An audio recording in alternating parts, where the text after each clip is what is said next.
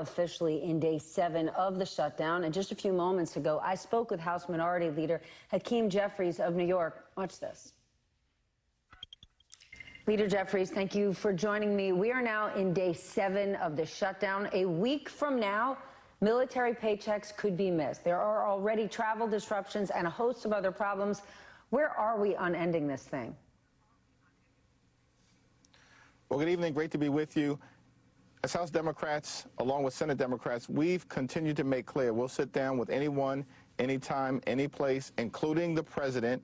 We'll go back to the Oval Office to have a conversation about reopening the government immediately, ending this Trump shutdown, entering into a spending agreement that actually makes life better for the American people as opposed to hurting everyday Americans. And certainly we need to address the Republican health care crisis because it's devastating everyday Americans all across the country.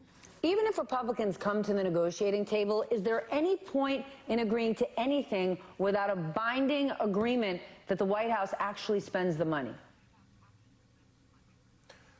Well, exactly to your point, in the continuing resolution that we've introduced in both the House and the Senate, we've made clear that if we reach an agreement, it has to be ironclad so that the things that have actually been included in an agreement to reopen the government and spend taxpayer dollars are actually executed so we can improve the quality of life of the American people. Listen, we're dealing with a situation here in America where life has gotten more expensive, the cost of living is too high.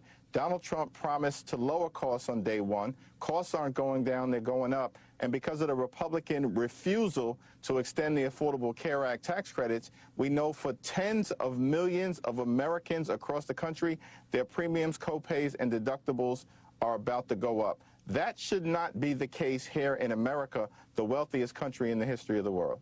Well, meanwhile, the president and Republicans are arguing that's not what it's about. They're saying Democrats just want to give free health care to undocumented immigrants. If you wanted to play pure politics, why not pass the continuing resolution and make Donald Trump show the American people what he's actually going to do with the big, beautiful bill, which would drastically cut health care benefits? Because right now, they're making it sound like, no, this isn't about the American people. It's about undocumented immigrants.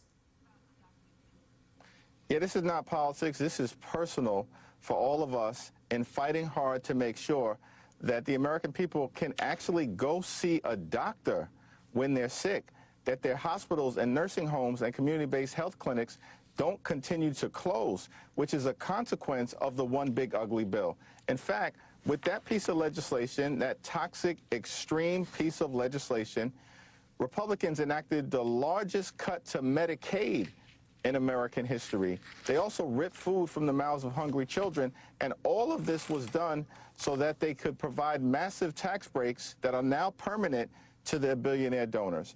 Our view is that that's exactly the wrong approach that we should be taking as a government. We should be helping everyday Americans, not rewarding the wealthy, the well-off, and the well-connected. Well, now the president wants to bail out American farmers who were hurt by his tariffs, but he cannot do it without Congress.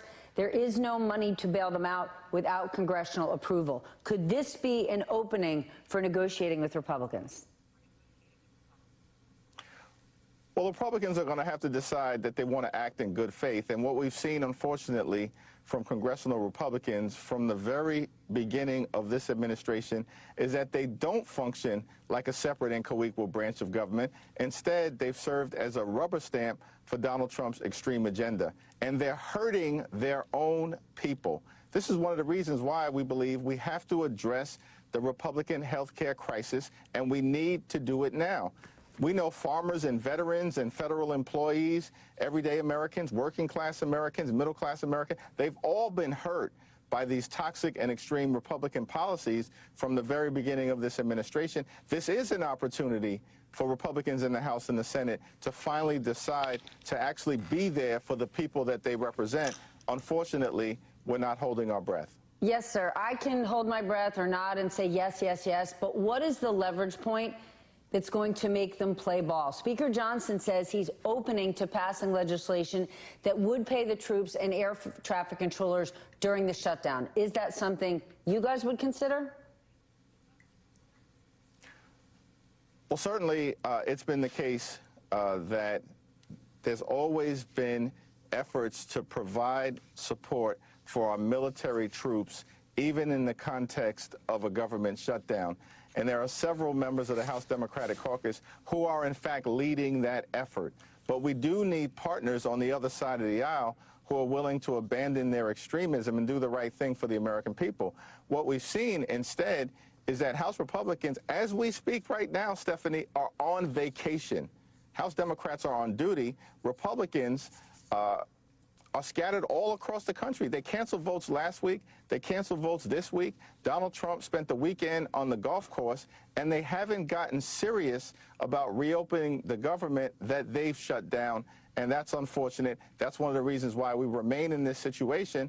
But at the same period of time, Leader Schumer, myself, House and Senate Democrats have made clear we want to find a bipartisan path forward to reopen the government, to pass a spending agreement that actually lifts up the American people, but it has to be one that decisively addresses the Republican health care crisis. Vacations, vacations and golf courses, phones still work. I know you're not going to give me names, but behind the scenes, are there any Republicans that you're talking to right now, that you're having active conversations with in the last few days?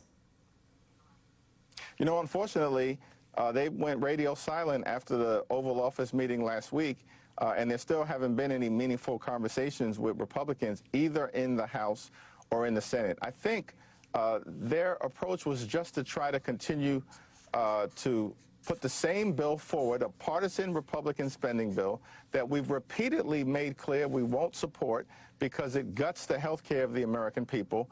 Senate Democrats have now voted against it 5 times, and things aren't going to change because this is a very real crisis. Premiums, copays, and deductibles are about to explode. The open enrollment period starts on November 1st. Notices are going out to everyday Americans right now as we speak, and even Marjorie Taylor Greene has acknowledged this is a very real cost of living crisis, and she's urged her own Republican leaders to get with the program. Leader Jeffries, thank you. It is just extraordinary. When there is a crisis in the business world, everybody shows up and fixes it immediately. Government, it's something different. Good to see you. Thanks for joining me tonight. Thank you.